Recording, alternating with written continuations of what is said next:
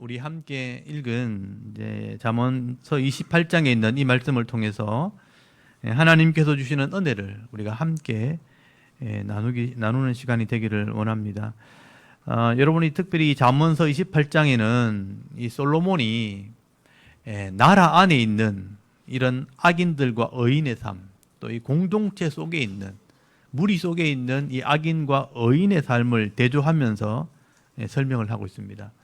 이 악인의 삶과 의인의 삶의 차이가 뭔가, 또 그들의 삶의 결말이 어떠한가 하는 것을 자세하게 설명을 하고 있습니다. 오늘도 여러분 이 말씀들을 눈여겨 보시고 또 귀담아 잘 들으셔서 내 마음에 잘 새겨 놓았다가 이 말씀이 깨달아지는 그런 삶을 살아가는 은혜가 있기를 바랍니다. 특별히 여러분 1절 한번 보십시오. 1절에 보시면 악인은 쫓아오는 자가 없어도 도망하나 의인은 사자같이 담대하니라 라고 말씀을 합니다. 특별히 여기 악인과 의인이라는 단어를 여러분 눈여겨보시고요. 지금 대조를 하고 있죠. 이 악인이라 하는 것, 솔로몬이 지금 말하는 악인이라고 하는 것은 라샤라는 말입니다. 그러니까 죄를 지은 사람 이런 뜻이에요. 죄를 범한 사람, 하나님 말씀을 믿지 못하고 불순종한 사람이란 뜻입니다. 그리고 의인이라는 것은 짜디크라는 말이에요. 짜디크. 또 이 짜디크란 말에서 의로운, 의, 옳다는 의미가 나오게 되는데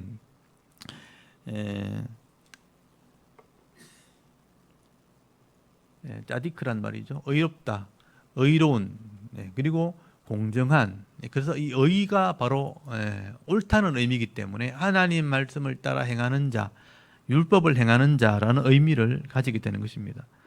그래서 이 악인과 의인, 말씀을 깨닫지 못하고 행하지 않음으로 죄를 짓는 악인과 말씀을 깨달아 순종함으로 의로운 삶을 살아가는 삶, 이 두 사람을 이제 비교하는 것이죠.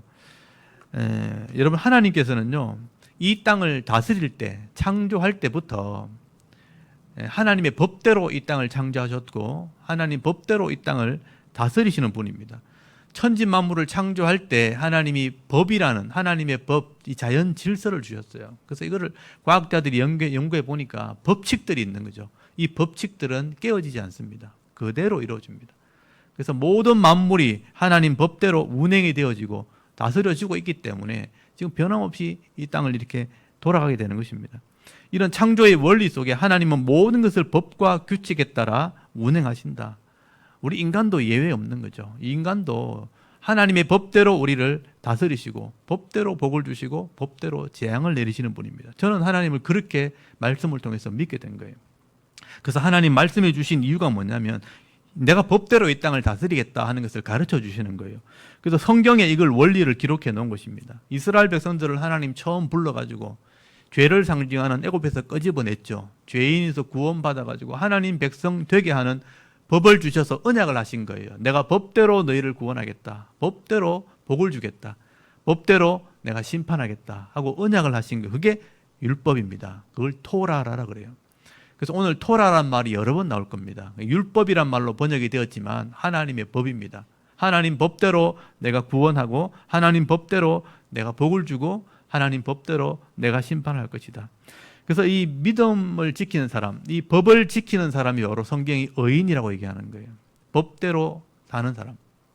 그래서 짜디크라는 말을 쓰게 되고요. 또 법을 지키지 않는 사람, 법을 배우지 않고 법을 무시하고 내 욕심대로 내 유익을 위해서 자기 뜻대로 살아가는 사람, 범죄한 사람들을 악인이라 그렇게 얘기하는 겁니다. 그러므로 하나님께서는요, 이 악인들은요, 말씀대로 심판하시는 거예요. 의인들에게는요, 말씀대로 복을 주시는 거예요.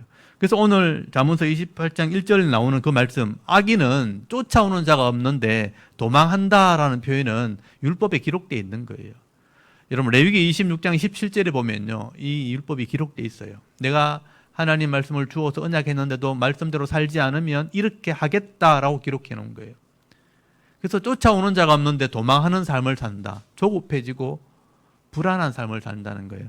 여러분 레위기 26장 17절 한번 찾아보십시오. 이건 그러니까 레위기를 아는 사람들은 하나님이 법대로 하라고 이렇게 말씀하시는 거구나, 이렇게 이해를 하게 되는 거예요. 레위기 26장이 기억나시죠? 축복과 저주, 말씀대로 살았을 때 주는 복, 말씀대로 살지 않았을 때 내리는 재앙, 저주 기록돼 있죠.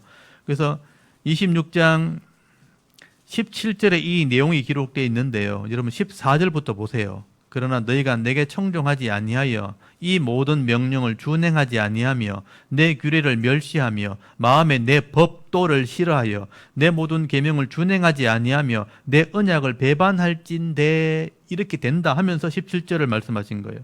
17절 한번 읽어볼까요? 다 같이 읽어봅시다. 시작. 내가 너희를 치리니 너희가 너희 대적에게 패할 것이요 너희를 미워하는 자가 너희를 다스릴 것이며 너희는 쫓는 자가 없어도 도망하리라. 아멘. 하나님 법을 안 지키면 이런 재앙이 먼저 온다. 그래서 내가 너희를 치리니 그랬죠. 미워하는 자가 우리를 다스리는 일이 벌어지게 될 것이고 쫓아오는 자가 없는데 내 스스로 쫓겨다니는 인생을 산다. 막 쫓겨다닌다. 물질에 쫓이는 거예요. 시간에 막 쫓아요.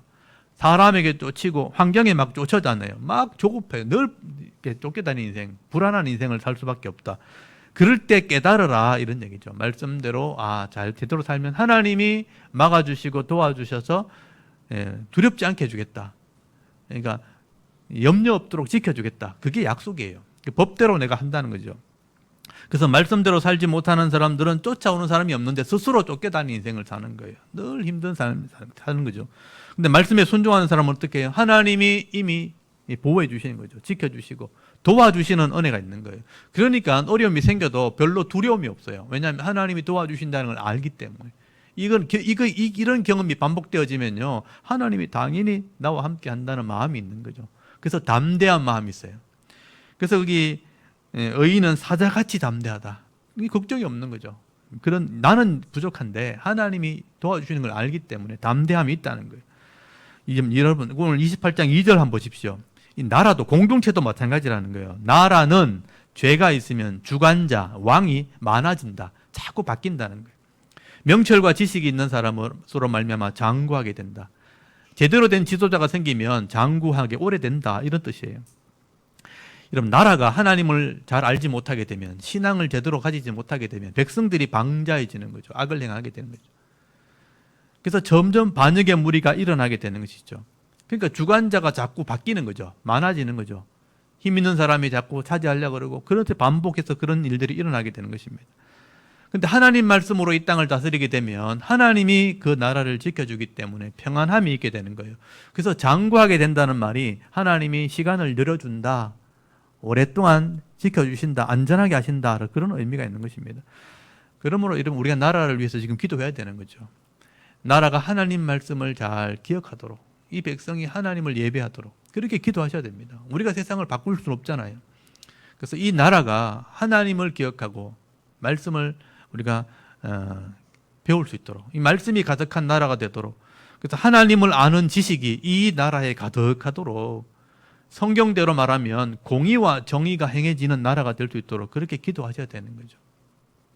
하나님을 아는 지식이 이 나라에 가득하도록 이게 이제 기도 제목입니다. 그렇게 기도하셔야 되는 거예요. 여러분 3절에도 보시면 통치자의 중요성을 얘기합니다. 가난한 자를 학대하는 가난한 자는 곡식을 남기지 않는 포구 같다. 여기 가난한 자를 학대하는 가난한 자라고 되어 있는데 뒤에 있는 가난한 자가 통치자를 얘기하는 거예요. 가난했었는데 통치자가 된 사람, 포악한 사람을 얘기하는 거예요. 근데 가난한 자를 학대하는 통치자가 되는 것이죠. 가난한 자를 원래 도와주는 게 통치자 역할이에요.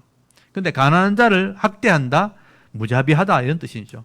그래서 가난한 자를 통치한다는 힘없는 자를 빼앗는 건 그런 통치자는 하나님을 두려워하지 않는 자들입니다. 그러니까 자기 유익을 위해서 백성을 쥐어 짜는 것, 쉽게 말하면 세금을 막 거두는 거죠. 이번 나라가 반란이 일어나는 이유는 뭐냐면 통치자들이 권력을 가지고 백성을 세금을 거두기 때문입니다. 나라를 운영한 자금이 어디서 나옵니까? 백성들이 농사 짓고 사업에서 한 그 세금을 거둬서 나라가 운영되는 거예요. 근데 그걸 자기가 많이 누리려고 쥐어 짜는 겁니다. 그래서 대부분 역사 속에 반란이 일어나는 것은 이 통치자들이 많은 세금을 거두기 때문에.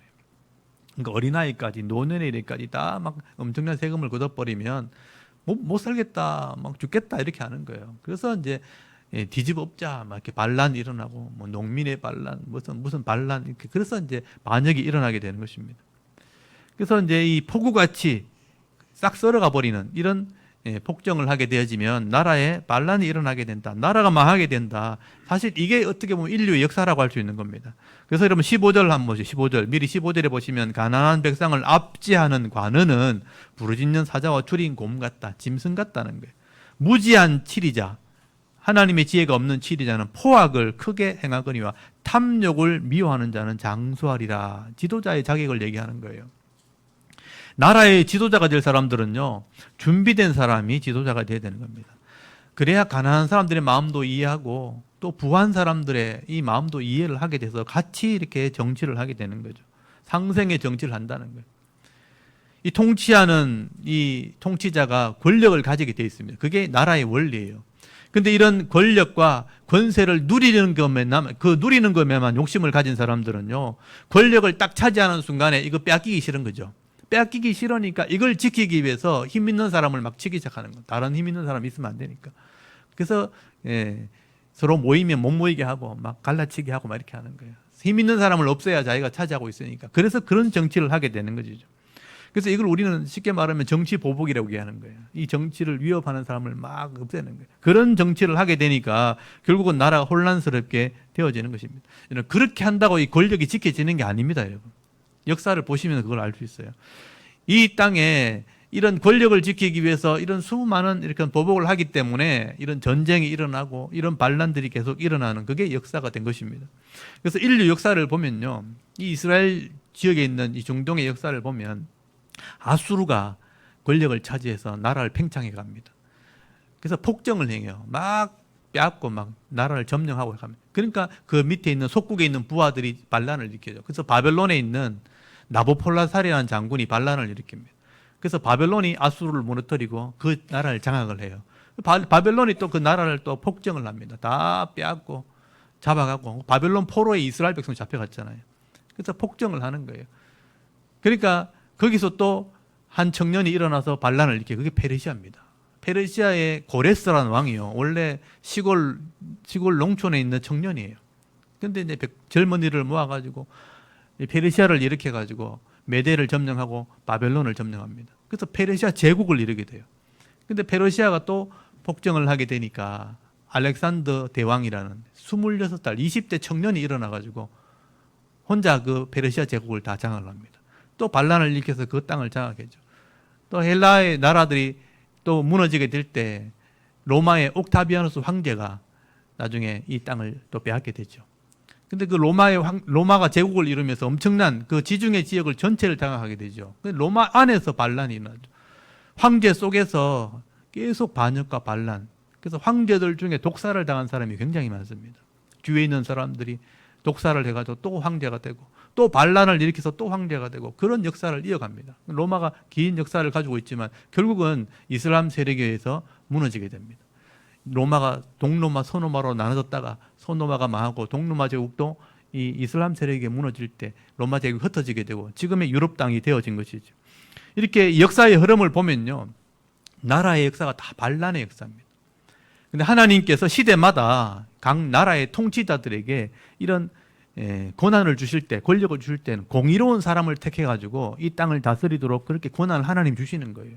그 사람이 공의롭게 나라를 다스리라고 권력을 주는데 권력을 딱 가지는 순간에 욕심을 가지게 되고 악을 행하게 될 때 폭정을 하게 되니까 똑같은 일이 계속 반복되어지는 거. 그게 인류의 역사라고 보시면 됩니다. 그래서 여러분 솔로몬은 16절에 보시면요, 무지한 치리자. 무지한 치리자가 포악을 크게 행하니까 나라가 혼란하게 됐다. 반역이 일어났다. 그래서 탐욕을 미워하는 자가 장수하게 된다. 여기 탐욕을 미워하는 자, 탐욕을 끊어버리는 사람, 이런 사람들이 결국은 시간을 연장받게 될 것이다. 이 탐욕을 미워하는 자. 그래서 시간이 연장된단 제가 말이 참 특이해서 이게 일부러 제가 이 불의를 가져왔어요. 아라크란 말과 요음이란 말이에요. 아라크란 말은 길게 연장한다, 느린다 이런 뜻이에요. 요음이란 말은 시간이라는 뜻. 요음. 그러니까 시간을 늘려준다. 하나님이 탐욕을 싫어하는 지도자에게 시간을 늘려준다는 거예요. 기회를 더 준다. 이런 의미를 가지고 있는 거예요. 근데 이 땅에 권력을 가진 사람이 그렇게 할 사람이 별로 없는 거죠. 그래서 나라의 지도자들은 반드시 하나님을 두려워하는 자가 돼야 됩니다. 하나님을 기억하는 자가 돼요. 그런 사람이 지도자가 돼야 돼요. 그래서 공의와 정의, 우리 세상적인 말로 하면 법과 상식으로 이 땅을 다스려야 되는 거예요. 그런 지도자가 되어야 하나님이 연장시켜준다, 장구하게 한다라고 말씀하는 거죠. 그러면 하나님께서 그 권력을 지켜주시는 거예요. 그래서 이 땅의 권력은요, 사람이 지키는 게 아닙니다. 하나님이 지켜주시고 하나님이 허락하시는 거예요. 성경에 분명히 그렇게 기록이 되어 있어요. 여러분 로마서 13장 1절 한번 펴보십시오. 로마서 13장 1절에 보면요, 여러분 보시겠어요? 성경에 분명히 그렇게 기록이 되어 있죠. 로마서 13장 1절 한번 펴보십시오.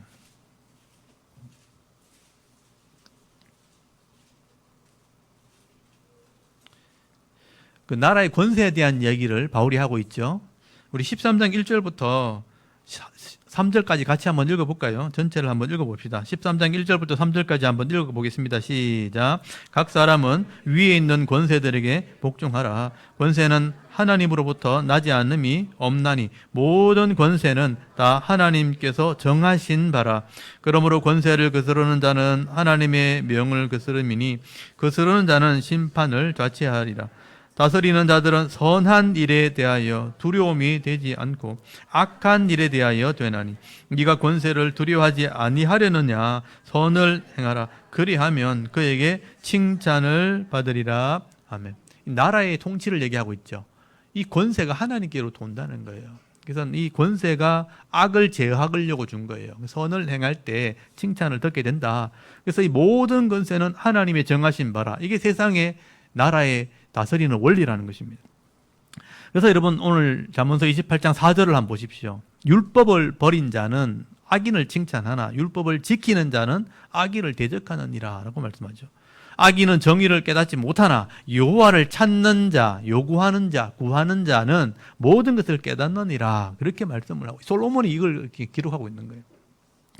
그러므로 여러분 이 땅의 지도자든지 이 땅의 백성이든지 하나님의 율법, 변하지 않는 말씀, 법칙이죠. 이 법을 배우고 순종할 때 선악을 분별할 줄 알게 되는 거예요. 그래서 의로운 자가 되고 복 있는 자가 될 수밖에 없는 것입니다. 그게 성경의 원리죠. 그리고 6절 한번 보십시오. 가난하여도 성실하게 행하는 자, 또 부유하면서 굽게 행하는 자보다 나으니라. 성실하게 행하는 자는 말씀대로 살아가는 사람을 얘기하는 거예요. 말씀대로 성실하게 자기 기업에서 일하는 사람. 근데 부유했다, 악한 밥으로 돈을 가졌다 할지라도 굽게 행하는 자보다는 훨씬 낫다. 왜냐하면 다 잃어버리니까. 율법을 지키는 자는 지혜로운 아들이 음식을 탐하는 자와 사귀는 자는 아비를 욕되게 하느니라. 성실하게 행하는 자가 사실 흠이 없다 이런 뜻이거든요. 말씀대로 순종하기 때문에 흠이 없는 사람. 이게 부자가 악을 행하는 것보다는 훨씬 낫다. 이 땅이 이제 돈이 힘이라고 생각하니까 돈을 자꾸 이제 벌려고 하는 거죠. 근데 정상으로 벌면 괜찮은데 급한 마음으로, 악한 마음으로 벌면 결국 내 손에 있지 않는 거죠. 누리지 못한다는 겁니다. 그리고 음식을 탐하는 자 사귄다. 음식을 탐한다는 건 방탕한 자를 얘기하는 거예요. 이 방탕한 자가 사귀게 되면 부끄러움을 당하게 됩니다. 아비의 부끄러움이 된다. 또 율법 하나님 말씀을 순종하는 자는 지혜로운 아들이 되기 때문에 기쁨을 누리게 돼. 부모의 기쁨이 된다라고 말씀하죠. 이런 부자가요, 부정한 방법으로 돈을 벌게 되면요, 잘 살 것 같죠. 그렇지만 가지고는 있는, 소유는 있는데 누리지 못해요. 가지고 있는 것밖에 안 되는 거예요. 누리지는 못합니다. 결국은 형청망청 살면서 그 자녀들이 다 부끄러움을 당하게 된다는 거예요. 그러나 좀 가난해도 이 하나님 말씀을 성실하게 또 배워서 바르게 사는 사람들은요, 그 아들들이 신앙으로 살게 되면 부모의 기쁨이 되는 겁니다. 자랑이 되고 영광이 되는 겁니다. 그러므로 어느 시대든 간에 율법을 행하는 자, 이 율법대로 성실하게 사는 사람이 결국 지혜로운 사람입니다. 지혜로운 사람이고 믿음의 사람이고 복 있는 사람이라. 그리고 8절 한번 보십시오. 욕심을 내는 사람들이죠. 중한 변리, 결국 돈 있는 사람이 돈을 빌려주면 이자를 받잖아요. 변리가 이자잖아요. 중한 이자로 자기 재산을 늘리는 것은 가난한 자를 불쌍히 여기는 자를 위해 그 재산을 저축하는 거, 짓게 안 된다 이런 뜻이에요. 돈으로 돈을 벌려고 하는 사람들, 중한 이자를 물려가지고, 이건 중한 이자를 물린다는 거면 이자에 이자를 덧붙인다는 건데, 그러면 가난한 자가 어려움을 당해요. 가난한 자를 불쌍히 여기지 않는 거죠. 욕심으로 대하는 겁니다. 결국 그는 소유를 할지 모르지만 누리지는 못하게 될 거다. 그 가난한 자를 불쌍히 여기는 자를 위해서 저축하는 것뿐이다. 그 사람에게 돌아간다. 이런 뜻이에요. 이 가난한 자를 불쌍히 여기는 자는 욕심으로 사는 것이 아니고요. 말씀대로 사는 사람입니다. 그리고 그 물질의 복을 누리는 사람이 된다라고 말씀하는 거예요. 여러분, 돈을 가지고 사람을 무시하는 자보다는 사람을 위해 돈을 쓸 줄 아는 사람이 되어야 되는 거예요. 그게 복 있는 사람입니다. 하나님께서는 그런 사람들에게 물질의 복을 주신다는 거예요. 물질은 결국 흘러가는 겁니다. 흘러가는 거고, 많이 흘러가느냐 적게 흘러가느냐 그 차이죠. 많이 흘러가면 많은 기쁨을 누리게 되는 거예요. 근데 그걸 가둬 놓고 내가 소유만 하고 있으면 그 기쁨을 못 누리는 거예요. 불안한 거예요. 여러분, 많은 돈을 가지고 있으면 누구든지 그걸 탐을 낼 거 아니에요. 그걸 지키기 위해서 얼마나 노력을 하겠어요. 금고를 만들고 철창을 만들고 뭐 거기다가 창살을 꽂고 뭐 보안 시스템을 하고. 왜 그렇게 하겠어요? 불안하니까. 빼앗길까 봐. 그게 뭐 경비업체를 하고 뭐 이렇게 할 거 아니에요. 그 속에 산다고 그게 행복해집니까? 많은 것을 가지고 가둬놓고 있으면 불안합니다. 근데 그걸 자꾸 흘려보내는 사람들은요, 이 물길이 많이 흘러가는 만큼 이익이 엄청나게 커지는 거예요. 결국은 긍휼히 여기고 말씀대로 사는 사람이 복을 받게 되는 겁니다. 그리고 9절 말씀을 보시면요, 기도도 마찬가지예요. 사람이 귀를 돌려 율법을 듣지 아니하면 그 기도도 가증하니라. 하나님이 이 기도를 가증스럽게 여긴다는 거예요. 말씀대로 행하지 않으면서 말씀대로 복을 달라고 자꾸 기도하잖아요. 하나님 법대로 하니까 복을 줄 수가 없어요. 말씀대로 하지 않는데 말씀대로 복을 달라 하니까 못 주잖아요. 가증스럽게 여긴다는 거예요. 응답이 되지 않는 겁니다. 그래서 여러분, 기도라는 것은 내가 막 정성을 쏟고 열심히 기도해서 응답받는 게 아니에요. 법대로 하는 거예요. 말씀대로 하면 말씀대로 기도가 응답되는 거예요. 그 기도는 의외로 단순한 겁니다. 간단한 거예요. 기도를 길게 한다고 되는 게 아니에요. 정확하게 해야 되는 거예요. 여러분, 이 전화를 할 때 전화번호를 정확하게 눌러야 되는 거잖아요. 아무 때나 막 누른다고, 많이 누른다고 됩니까? 그 번호를 정확하게 눌러야 한 번만 눌러도 되는 거예요. 기도가 바로 그런 연결되는 거죠. 하나님과 연결되는 거예요. 말씀대로 기도할 때 응답되어지는데, 그 하나님을 모르면, 말씀을 모르면 내가 뭔가 어떤 정성을 많이 쏟아가지고 막 손바닥이 발바닥 되도록 빌고 막 엄청난 내가 헌신을 해가지고 막 이렇게 탑돌이 하듯이 탑을 막 돌고 뭐 3,000번 절하고 이렇게 하면 응답되는 줄 아는 거예요. 그렇게 해서 응답될 것 같으면요, 많은 사람이 벌써 응답 받았어야죠. 그렇게 되는 게 아니라는 거예요. 법대로 응답되는 거다. 율법을 듣지 않으면 이 기도도 가증한 것이라. 여러분 10절 한번 보십시오. 정직하는 자를 악한 길로 유인하는 자는 스스로 자기 함정에 빠져도 성실한 자는 복을 받느니라. 여기 정직한 자, 바르게 사는 사람, 성실한 사람은요, 유혹에 넘어지지 않는다는 뜻이에요. 유혹을 하려고 하는 그 사람이 함정에 빠지게 된다는 거예요. 결국 하나님 말씀대로 정직하게 성실하게 사는 사람은요, 결국 복을 받게 되는 것입니다. 그럼 11절에 보면요, 부자는 자기를 지혜롭게 여기나, 교만한 거죠. 가난해도 명철한 자가 깨닫는 사람이에요. 명철한 자는 자기를 자꾸 살핀다. 내가 부족한 사람이구나. 겸손하게 산다는 거예요.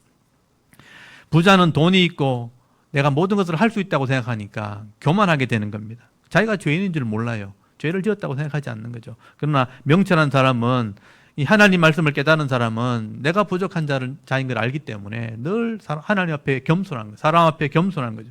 겸손한 자에게 은혜를 베풀어 주시니까 이 사람이 더 큰 복을 받게 되는 것입니다. 그래서 13절 보시면요, 자기 죄를 숨기는 자는 형통하지 못해요. 근데 죄를 자복하는 자는, 자복하고 버리는 자는 불쌍히 받는, 이 율법에 나오는 얘기예요. 하나님의 율법에 자복하는 자는 하나님이 회복시켜 주시겠다라고 약속이 돼 있어요. 죄를 숨기는 자, 죄 없다 하는 자는 형통하지 못해요. 근데 죄를 알고 깨닫고 자복하는 자, 죄가 있는 걸 어떻게 알겠어요? 말씀을 읽어보니까 이렇게 하면 안 된다라고 써놨거든요. 내가 잘못했구나. 이게 자복하는 자예요. 하나님 잘못했습니다. 말씀대로 살도록 좀 도와주십시오. 이게 자복하는 자예요. 그러면 하나님께서 그를 불쌍히 여긴다, 긍휼히 여긴다, 은혜 베푼다라고 말씀하는 거죠. 이게 레위기 율법에 다 기록이 되어 있습니다. 말씀대로 복을 받게 되는 거예요. 그리고 14절 말씀에도요, 항상 경외하는 자, 하나님을 경외하는 자는 복되거니와 마음을 완악하게 하는 자, 고집 부리는 사람이죠. 완악하게 하는 자는 재앙에 빠지리라 라고 말씀합니다. 우리가 가난할 때나 부할 때나 하나님을 경외할 줄 알아야 돼요. 늘 겸손하게 엎드릴 때 결국은 형통한 자가 되는 것입니다. 이런 부자라고 다 악한 게 아니죠. 부자도 하나님을 경외하면요 거룩한 부자가 되는 거예요. 그 부를 누리는 사람이에요. 흘려보내면서 복을 받는 거예요. 가난해도 여러분 하나님을 경외하는 사람은 낙심하진 않는 거죠. 가난이 죄가 아니잖아요. 가난이 사람을 마음을 아프게 하지 않는 거예요. 그 속에도 은혜를 누리게 된다. 그래서 형통하고 복 있는 자가 된다라고 말씀하는 거예요. 나라의 지도자도 마찬가지입니다. 이런 의로운 자가 지도자가 된다. 여러분 12절 한번 보십시오. 의인이 덕이하면, 덕이한다는 말이 뭐냐면 힘을 얻는다. 뭐 이렇게 의기양양하다 이런 뜻이에요. 의인이 의기양양하게 되면 큰 영화가 있고 악인이 일어나게 되면 사람이 숨느니라 그렇게 됐어요. 악인이 일어나면 사람이 나서지 않아요. 그래서 이 악인이 왕이 돼버리면요 백성이 고통을 당하게 되는 겁니다. 그래서 여러분 15절 16절 아까 읽었잖아요. 가난한 자를 압제하는 이 악한 관원이 나오면요 이 무지한 지뢰자가 나오면 사자나 곰같이 막 짐승처럼 나라를 다스린다는 거예요. 그러니까 백성들이 얼마나 힘들겠어요. 그리고 17절 한번 보십시오. 사람의 피를 흘리는 자는 함정으로 달려갈 것이니 그를 막지 말지니라. 여기 막는다는 표현이 뭐냐면 지지한다 이런 뜻이에요. 그를 지지하지 마라. 사람의 피를 흘리는 것, 죽이는 거예요. 사람의 피를 흘리고 함부로 대하고 악을 행하는 자는 함정으로 달려가는 거예요. 그걸 함께 지지하면 안 돼요. 그걸 막을 필요도 없죠. 지지하면 안 된다. 폭정을 행하는 것, 사람을 죽게 만드는 지도자 반드시 망하기 때문에 따라가지 마라, 지지하지 마라 그렇게 말씀하는 겁니다. 여러분 성경의 역사를 보면요 이 하나님을 버리고 우상을 섬겼거나 악을 행하는 그런 나라가 반드시 망했어요. 여러분 북쪽 이스라엘 둘로 나눠졌잖아요. 12지파가 10지파를 가지고 힘을 가졌고요. 2지파는 약했죠. 근데 힘을 가진 10지파가 우상을 하나님 버리고 우상을 섬긴 거예요. 그게 여로보암 왕입니다. 여로보암 왕. 금송아지를 만들고 우상을 섬기고 이방 신을 가지고 들어가서 이 우상을 섬겼죠. 근데 폭정을 행한 거예요. 그래서 이 아합 왕조 때 엄청난 부를 누리게 되고 나중에 아합 왕조가 심판한 게 예후 왕조입니다. 여러분 족보위원들 기억나시죠? 예후 왕조 때 엄청난 부를 누리게 돼요. 그래서 예후, 요아하스, 요아스, 여로보암 2세 때 엄청난 나라가 부강한 나라가 돼요. 근데 그 여로보암 2세 때 폭정을 하게 됩니다. 백성들을 쥐어짜기 시작해요. 힘 있는 사람이 더 부를 누리게 되고 가난한 사람들을 괴롭힙니다. 그래서 아모스 선지자가 그때 말씀을 외쳤는데 이 아모스 선지자의 말을 들어보면 백성의 끝을 강탈하기 시작했고 의인들을 바르게 하는 사람을 돈 받고 팔아먹었어요. 그리고 신 한 켤레 가격 가지고 가난한 자를 팔아먹었어요. 신 한 켤레 뭐 5만 원, 10만 원 받고 사람 팔아넘겼어요. 가난한 자를 팔아넘기고 또 나중에 힘없는 자의 머리를 발로 짓밟고 그리고 나시린 거룩하게 사는 사람 술을 퍼마시게 하고 나중에 이 예언자들이 선지자들이 막 책망하고 설교하면 그 입을 닫겠어요. 예언하지 못하도록 했어요. 그렇게 하니까 결국은 이 북쪽 이스라엘이요 멸망을 하게 된 것입니다. 왕이 자기 권력을 가지고요 마음대로 막 하니까 부를 누리고 막 강탈하고 하니까 옆에 있는 힘 있는 사람이 그걸 자리를 탐의하는 거예요. 그러니까 반역을 일으키고 또 반역을 일으키고 서로 막 그 왕하려고 싸우다 보니까 망하게 된 거예요. 그래서 북이스라엘 여로보암 2세 다음에 스가랴가 왕이 됐을 때 6개월 만에 반역이 일어납니다. 한 달 만에 반역이 일어나요. 또 살룸이 반역하면 머나힘이 반역하고 또 부가이야 베가가 반역하고 베가가 반역 호세아가 반역하고 그래서 결국은 아수르에게 멸망을 당하게 됩니다. 이 사마리아라는 북쪽 이스라엘이 순식간에 멸망을 받게 되는 거예요. 결국 이렇게 힘 있는 자들이 계속 반란을 일으키고 욕심을 내니까 망하게 되는 겁니다. 그러므로 여러분 우리 성도들은요 욕심으로 사는 것이 아니라 성실함으로 내게 주어진 것을 섬길 줄 알아야 돼요. 성실함으로 내가 기업으로 주신 것들을 믿음으로 섬겨나갈 때 아무리 험악한 시대가 되어도요 그 성실함을 하나님이 지켜준다는 거예요. 그게 성도의 은혜입니다. 또 지혜자의 은혜라는 거죠. 내게 주시는 분복을 잃어버리지 않게 하신다. 그게 하나님의 복이라는 것입니다. 그래서 여러분 거기 18절부터 한번 보십시오. 이 의인의 삶을 얘기해요. 이거 잘 기록해 놓으십시오. 18절부터. 성실하게 행하는 자는 구원을 받을 것이나 굽은 길로 행하는 자는 곧 넘어지리라. 자기 토지, 자기 기업을 경작하는 자, 열심히 일하는 사람이에요. 경작하는 자는 먹을 것이 많으니요. 방탕을 따르는 자는 궁핍함이 많으니라.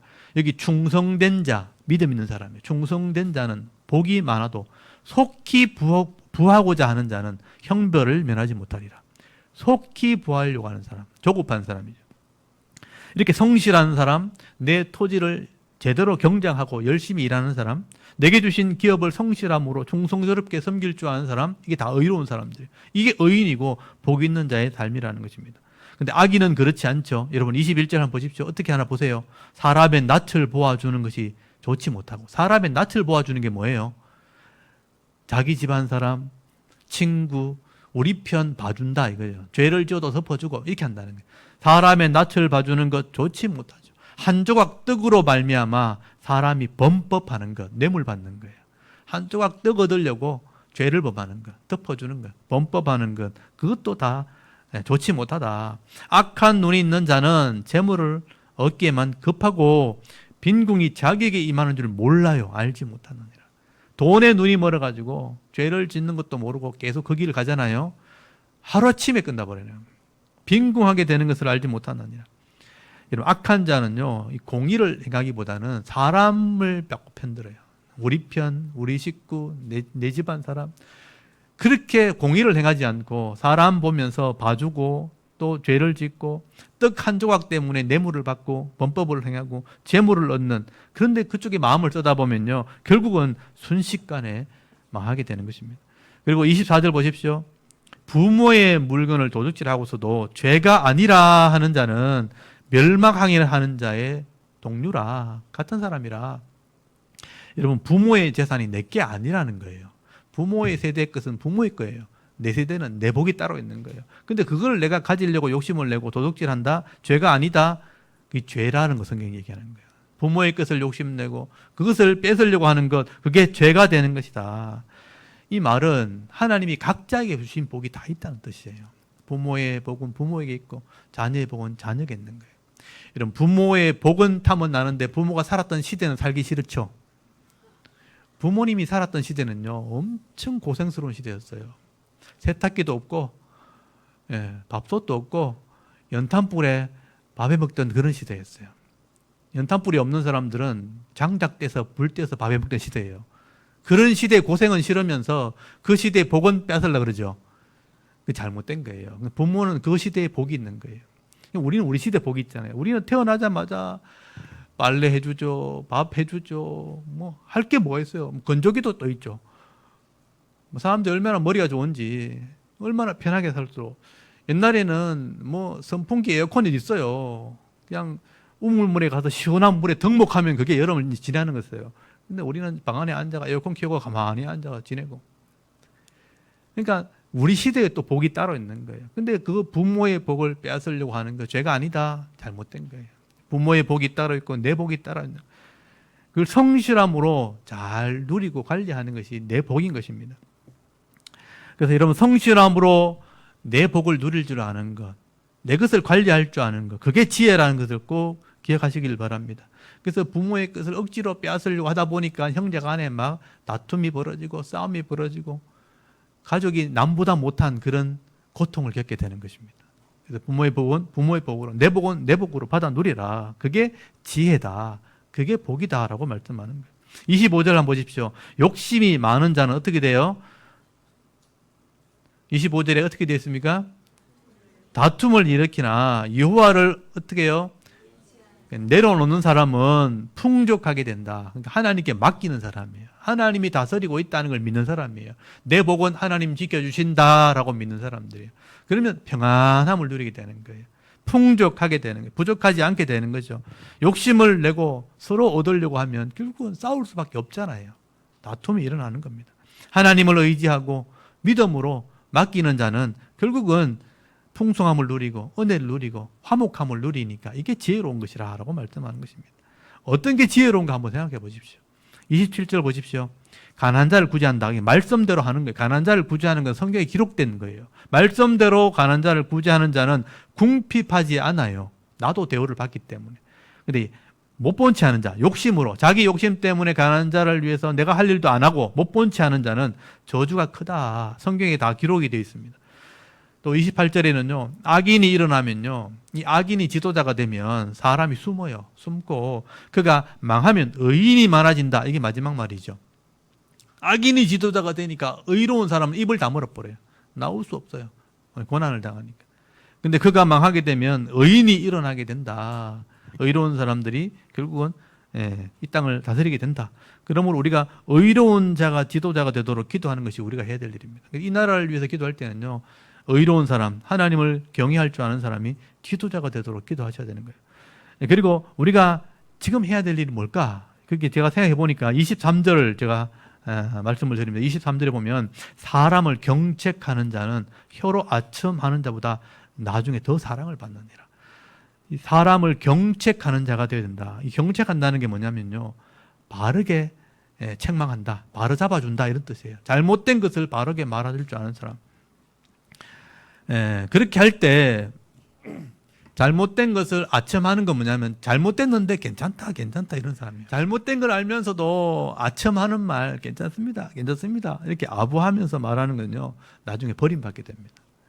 그래서 잘못된 걸 바르게 잘못됐다고 말할 줄 아는 사람, 이런 사람이 필요한 거예요. 그렇게 할 때 나중에 사랑을 받게 된다, 인정받게 된다, 칭찬받게 된다라고 말하는 거예요.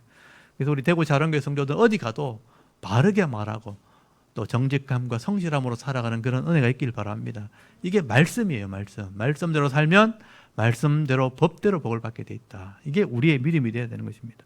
여러분, 오늘 솔로몬은요, 이 공동체 속에서 또는 나라 속에 또 가정이나 이런 우리 모임 속에서 이 하나님 말씀을 몰라서 악을 행하는 자가 이렇게 많아지면 결국은 욕심이 지배하게 되고 악을 행하게 될 때 고통과 분쟁이 일어나게 된다는 것을 말씀하게 되는 거예요. 하나님 말씀대로 의를 행하는 자들이 자꾸 늘어나게 될 때 이 땅에 가난한 자나 부한 자나 함께 복을 받는 그런 아름다운 나라, 그런 공동체가 될 것이라고 말씀하게 되는 것입니다. 오늘도 이 말씀을 잘 기억하시면서 여러분도 그렇게 사셔야 되고, 또 그런 교회, 그런 공동체, 그런 나라가 되도록 여러분 기도할 수 있기를 바랍니다. 그래서 오늘도 조급하게 우리 행하지 마시고요, 조급함 가지지 마시고, 또 욕심내지 마시고, 내게 주어진 이 삶 속에서 성실하게 이 말씀대로 깨달아 순종하는 이 의로운 삶을 살아가게 될 때 많은 사람들에게 인정을 받고 또 사랑을 받으면서 남은 생애를 살아갈 수 있는 저와 여러분의 이런 영적인 삶의 모습이 되실 수 있기를 주의 이름으로 축원합니다. 아멘. 우리 잠깐 기도드리겠습니다. 하나님, 오늘도 우리가 하나님 앞에 나와 예배하게 하시고